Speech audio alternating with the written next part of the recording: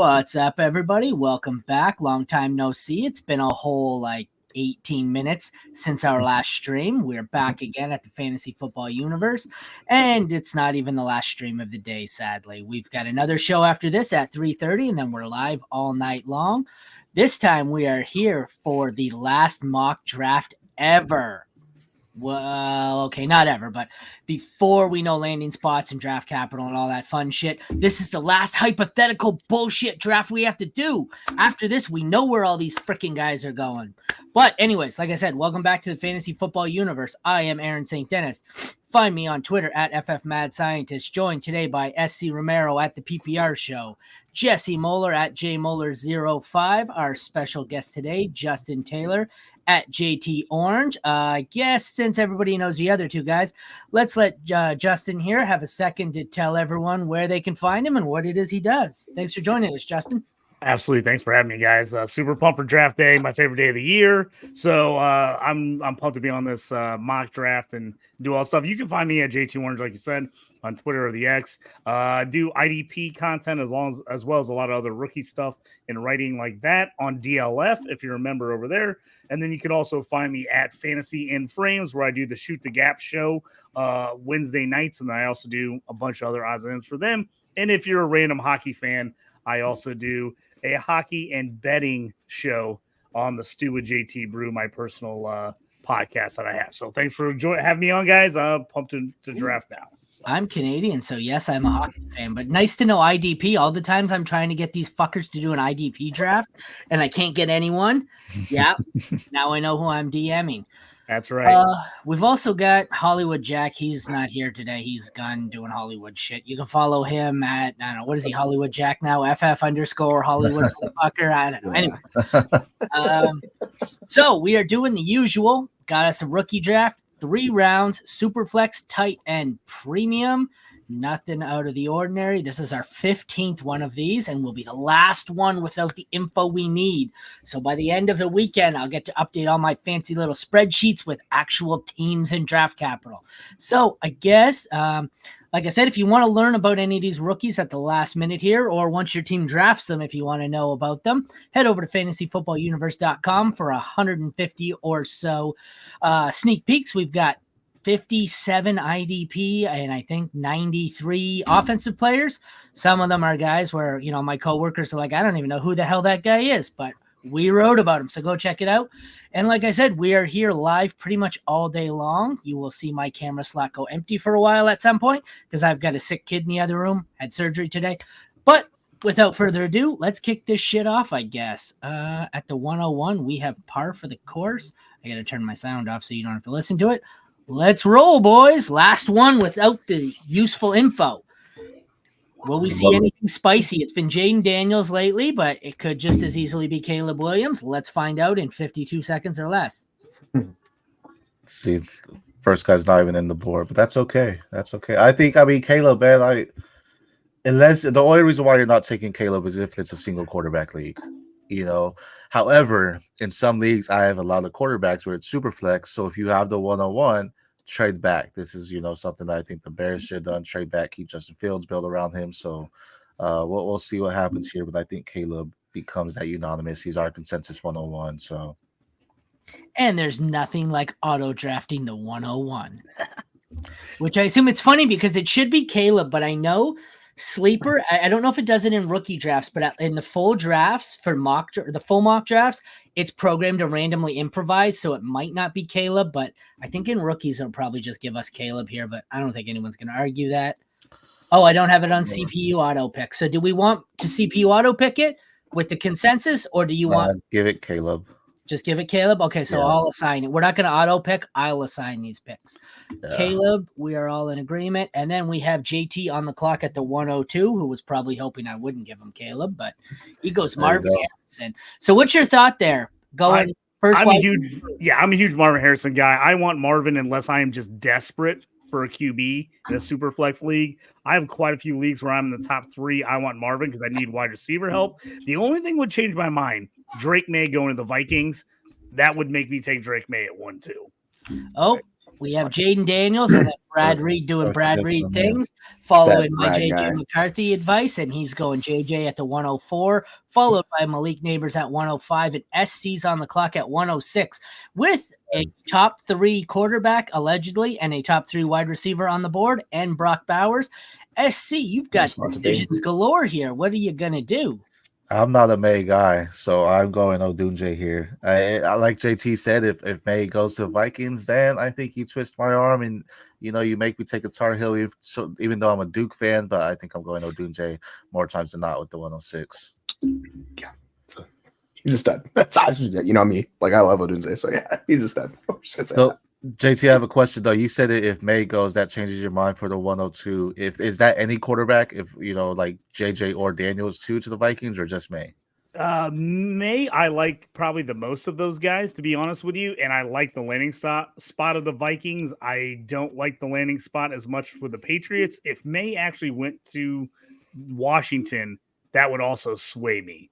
I like May to Washington. I like May to Minnesota. If he doesn't go to either of those spots, I'm definitely lower on him. I am just still not sold on Jaden Daniels and JJ. I like JJ, but I'm not taking him unless I get him later in the round. Or if he goes to the Vikings, I like him a little bit more, but I'm probably not taking him 1-2.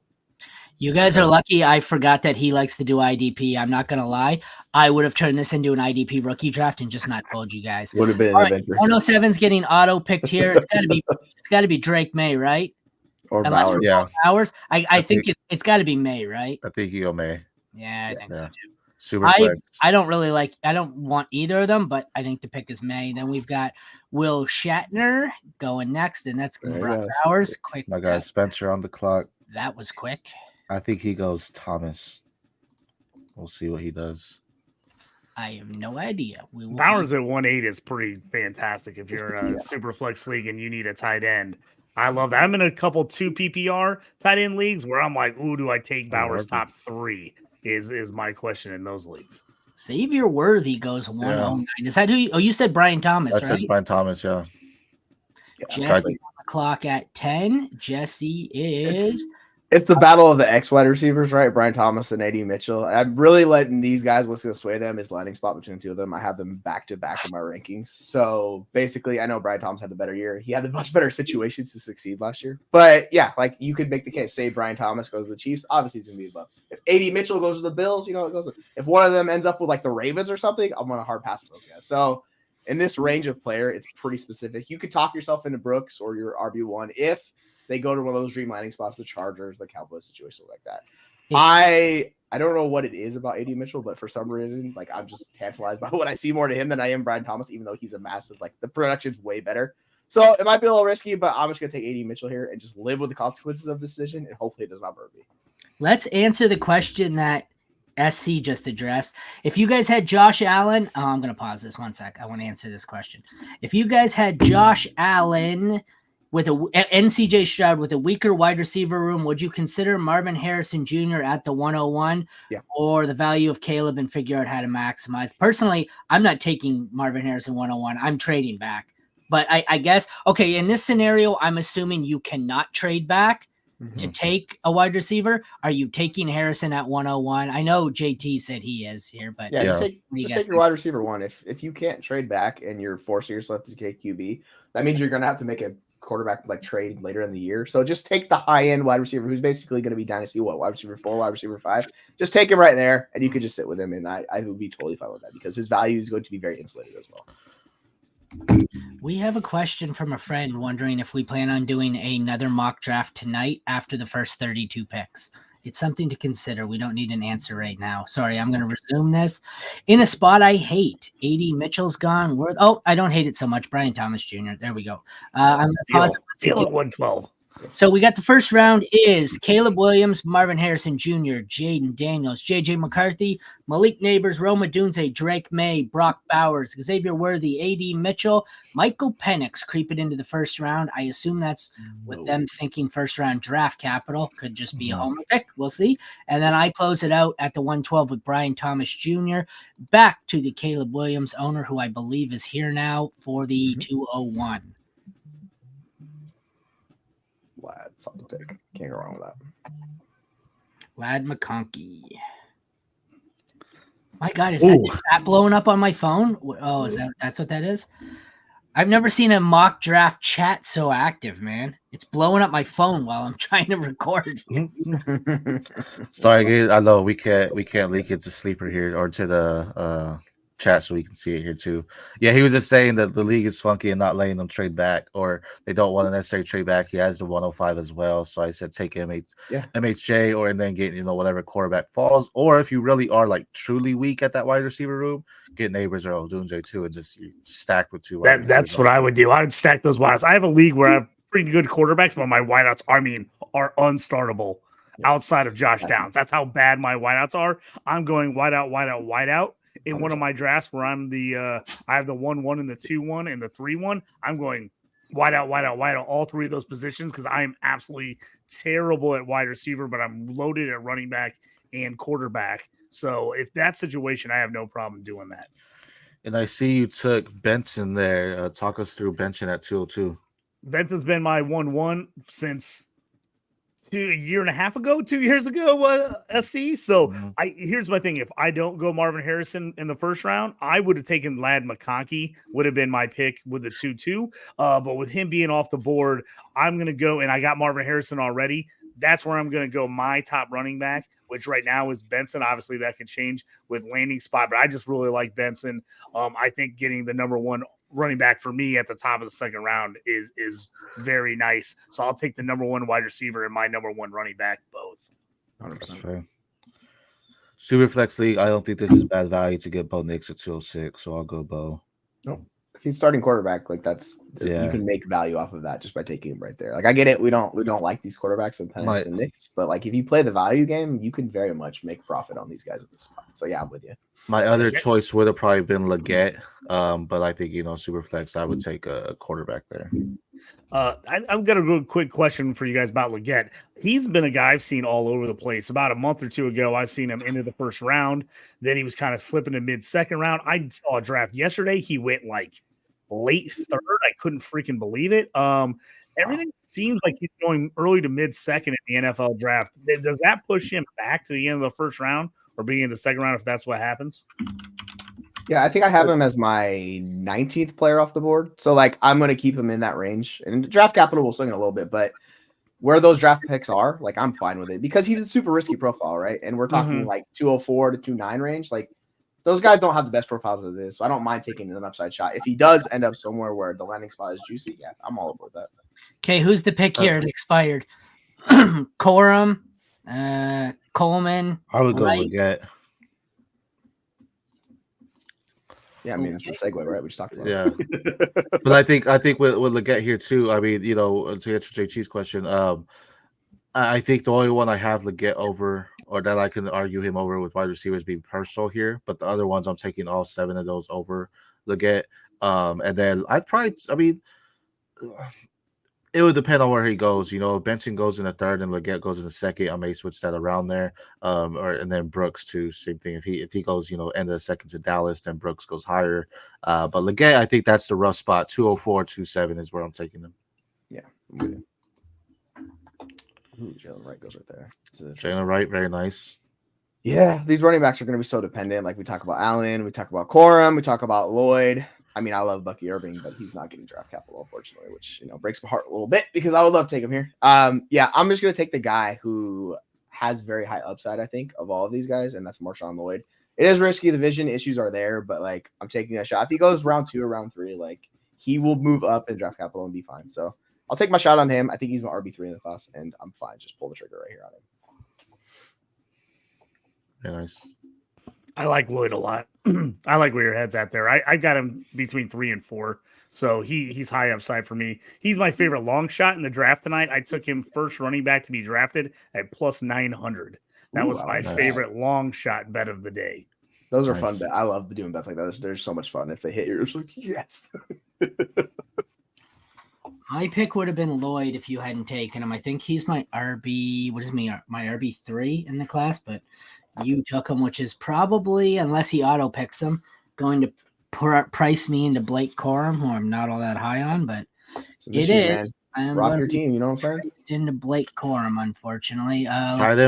Tight end premium goes Sanders at 211. That's not bad. Okay, 201 is Lad McConkey. Then we have Trey Benson, Troy Franklin, Jonathan Brooks, Ricky Pearsall, Bo Nix, Xavier Leggett, Roman Wilson, Jalen Wright, Marshawn Lloyd, Jatavian Sanders, and I close out the round at the 212 with Blake Corum. We have what, 1, 2, 3, 4, 5, 6 quarterbacks off the board, 2 tight ends, and a whole lot of running backs and receivers. 301 is back on the clock. Interesting here too, because the running, we've done mocks before, and the running backs, there's always going to be a run for them, in the second round, and they went in the back of the second this time. I wouldn't be surprised if they go mid-second or early second too, depending on where they land. We don't expect to see any go in the first round. Maybe Dallas pulls something crazy and goes Brooks in the first, but probably not. So I think you're going to see them day 2, with possibly all 5 of these running backs going day 2. I tell you what, I'm picking at the 112, and so far through 2 picks, I hate both players I got. So I don't like either pick at the 11 either. I don't mind yours at 111 or 110, but I could tell you right now, I don't want either of the last 2 picks in the first round. They suck. Yeah, it's that 109 range, right? We talk about where it's 109 through 204 ish. That's all it's tier for me. So it's I think it's like the first 8 picks. I love the first 8 picks. I can tolerate the next 2 picks. It's the last 2 I'm not a fan of. I don't mind Brian Thomas Jr., but Thomas Jr. and Blake Corum is not how I want to leave my draft, but it is what it is. Ooh, Ray Davis. Nice. Crazy pick for me. I'll explain this real quick. I love Ray Davis. I actually have him as my RB5 in this class. Nice. Landing spot, I think he could actually be a stud. I think he's ready to play right now. He just needs a little bit of time. I don't think teams are going to worry about his age, because I think they're going to say, hey, we're going to get 4 years out of him as a rookie. We'll get him to 28. And he'll be good to go for that year, and we won't worry about the second contract. So a nice landing spot for Ray Davis. I was on the fence here. The reason I took Ray Davis, I would have taken Keon Coleman, but with him going 1, to me, McMillan, Polk, and Corley are all right there together, those 3. So landing spot's going to be huge for me on which one of those guys I take. So I'm taking Ray Davis, the guy I like the most, over those 3. But if one of those guys had a really good landing spot, there's a chance I would have taken that wide receiver over Davis. Usually I take Davis near the end of the 3rd, but in this case, only doing a 3-rounder. No, I have no shot back at 4-2. I take him. If I feel like there's a big wide receiver run and see he's going to get skipped, and I'm picking at the beginning of the 3rd or the end of the 3rd, I probably wait on Ray Davis. But here I just said, hey, got to go with my guy. I'm taking Ray Davis. I just think he's highly underrated. I rewatched his tape a ton. He was so good everywhere he played. The guy's got a chip on his shoulder. He's not going to get outworked by anyone. And I think he's very underrated as a receiver. I really think he has a very good receiving profile. He didn't just catch screens and dump offs. He went down the field at Kentucky, made back shoulder catches, burnt linebackers and safeties over the top for deep touchdowns. I just think he's being slept on. If he was 21 instead of 24 going on 25, I think you see Ray Davis as being talked about as possibly RB 1 or 2 in this class. So that's where I'm at on him. I love Ray Davis. That's a great pick there. And I think here you mentioned it too. He's just a stout runner. He could run between tackles. He can catch it out the backfield as well. He did very well when he was with Kentucky. Great pick there. At 306, thinking about now switching back, I should have went Leggett, and I would have been happy with Rattler at 306. I think that's great value for him there. Rattler is the guy I'm targeting in the 3rd round. I hope he slides to me in some of the leagues I have the end of the 3rd there. But that's a quarterback in the Superflex where I feel he's someone that he'll get late draft capital, but yet he's someone that could push for that starting job. Okay, who's the pick here? Braylon Allen. You got three probably Braylon. Shipley. I don't like it. Shipley, Braylon. Pick your running back. Ortez. Braylon Ortez. Yeah.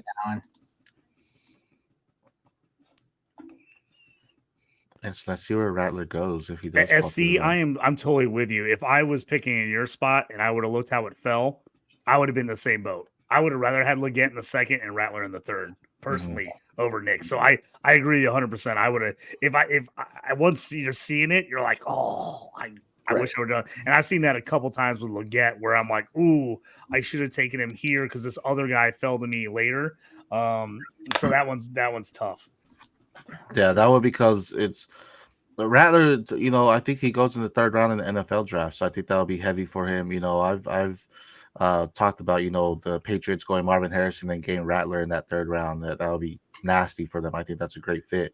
Bo Nix possibly in the second, but we just had him go in the first round to the Broncos, when we did our NFL mock here. So, I guess you could pick your poison there, but yeah, I should have double dipped at the wide receivers and then go quarterback in the third. Yeah, it's the hindsight's 2020, right? You look at it and you're like, son of, I wish I could have done this. But that's the game we play. It's always fun to look back and you're like, dude, this guy went where? And now to come in. It's just how it goes sometimes. Well, here's where I'm looking at at the beginning of the fourth. I'd hope to get Ray Davis. Now I see this run of running backs. See, that's why I'd have been like real nervous that he would have went right before he got to me, and I would have been kicking myself for not taking him. And I said this on a pod the other day. I'm probably going to overdraft him just because I'm going to be real pissed if I miss out on him. If he ends up I'm thinking, oh, he's going to get here, and he doesn't, I'm going to be like, I should have taken him and just taken whoever was left in the next round. So, but because again, I would have taken one of those wideouts, but if I can get Ray Davis here, and then at the beginning of the fourth, I would be super happy with Jacob Cowing at the beginning of the fourth if it would get back to me. Then I'd feel great about it. Oh, I didn't get that wideout, but I got Davis and I got Cowing, who's kind of one of my sleeper wide receivers. I would have been super happy with that. I love Kelly, man. He's one of my favorite guys in this class. I'm going to pause this because I know how it's ending. So we're going to run through quickly before they wipe the board on me. We're going to run through the guys who are going to go undrafted. So we have Tez Walker, Brendan Rice, Rattler, Luke McCaffrey, Cowing, Isaiah Davis, Cody Schrader, Johnny Wilson, Frank Gore, Jamari Thrash, Dylan Lobb, and then a whole bunch of tight ends. And Ben Sinnott actually goes undrafted as well. My final pick is going to be sleeper, Kamani Vidal. Yep. So, to recap the third, we got Keon Coleman, Ray Davis, Javon Baker, Jalen McMillan, Jalen Polk, Malachi Corley, Braylon Allen, Audric Estime, Will Shipley, Bucky Irving, Malik Washington, and I end it with Kamani Vidal. So I guess SC, you went 2 receivers and a quarterback. You have a Dunze, Corley, Nix. What do you think of your build at the 106? I'm not mad at Dunze and Corley. My biggest thing is, like I said, Rattler's still on the board too, so I should have pushed that and gone Leggett. Nix would have dropped, people would have dropped, and I would have got Rattler in there. So that's the only thing I hate about it is I would have had just the value on it. I'd rather have Rattler in the third than Nix in the second, but I'm not mad at it. Nix should get some playing time, hopefully, to start, especially with his age and just having that IQ there. And I love Corey. I know Dunze, so I think that's pretty good for me. I find it interesting, especially in tight end premium and our draft group here, that Sanders went in the second, and then Benson went completely undrafted. I saw his name and I almost picked him. Jesse has A.D. Mitchell, Marshawn Lloyd, and Bucky Irving. What do you think? This is risky as hell drafting right here with these guys. A.D. Mitchell is probably one of the most risky profiles there is of potential first-round wide receivers. Marshawn Lloyd, I think he's a little bit landing spot dependent, but I like his upside if he's in the right scenario. He could do a lot of everything, like his explosion with the ball in his hands. And even as a pass catcher, that seems like it's a little bit underrated for him.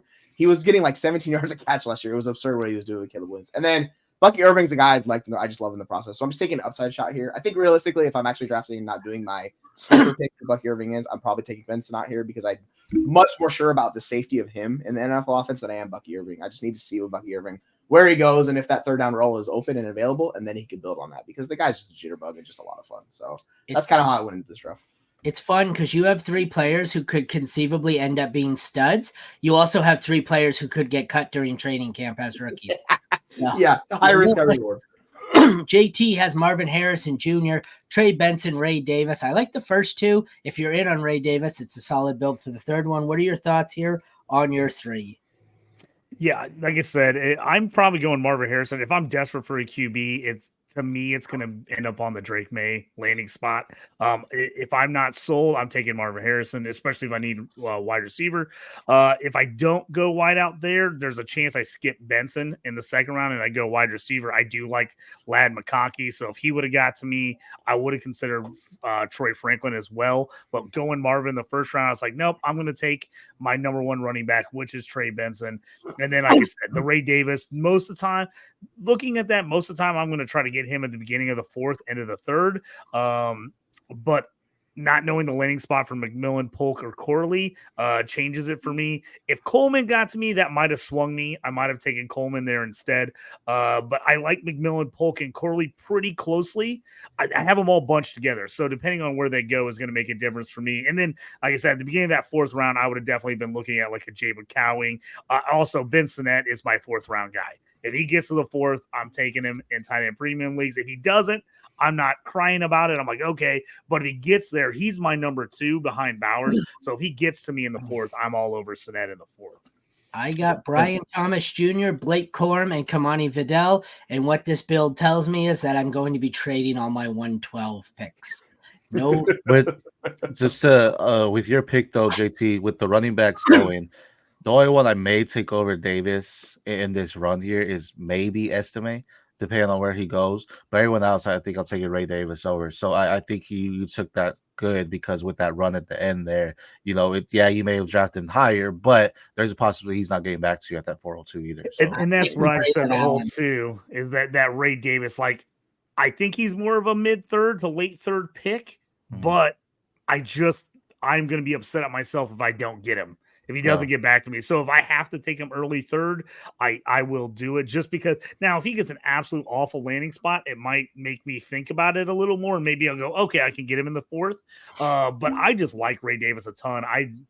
I think he's going to find a spot in the NFL. And I think he's grown. He's a grown man. He's 24. He's ready to play.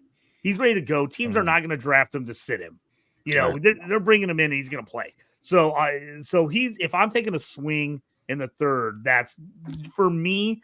I like a lot of these guys pretty well, but Davis is the guy I want because I just think I'm going to get immediate production out of him. If I got a young team, maybe I go Braylon Allen because I can sit on him for a year or two and it's not going to kill me if he doesn't play right away. But if I'm going immediate production, I want Ray Davis.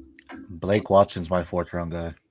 Oh, he's nice. Watson. I like him late. I feel like he is less heralded Bucky Irving. You know what I'm saying? He can catch. He's a little smaller. He's got some wiggle. I like Blake Watson. Yeah, I think we'd be a lot higher if he went to the combine. Like, I think that's the thing that's holding back. America didn't get to see him, right? So everyone's kind of like, we don't know about him, but they know the Memphis. And then the other big thing is, he's just nobody's talked about him. He hasn't been in these drafts, so it's like he just is kind of falling. But I can absolutely see a team taking a shot on him or him getting a really nice UDFA landing spot. I can see that big time. 100%. I like that. All right. Before we wrap it up, does anybody on the board stand out as someone who was drafted way too high or fell way too low? I mean, depending if we're talking about draft capital, like Coleman's going to go a lot higher than a lot of these guys. So getting him in the early thirds, like just based on draft capital, he's going to get pushed up. And then we've talked about Polk, like he was a Chiefs pick the other day on a mock draft. So if he goes early, then it pushes up. But overall, it's just like this speaks to the depth of the draft class. Like I just see all these guys, and I'm like, you can make a case for a lot of these guys lower or higher personally. Yeah, Coleman, Baker's someone there too. I know a lot of people are high on Baker, so depending on if he goes day 2, he can probably go a little bit higher. The running backs become interesting because, like I said, those 5 running backs in the second could possibly go day 2.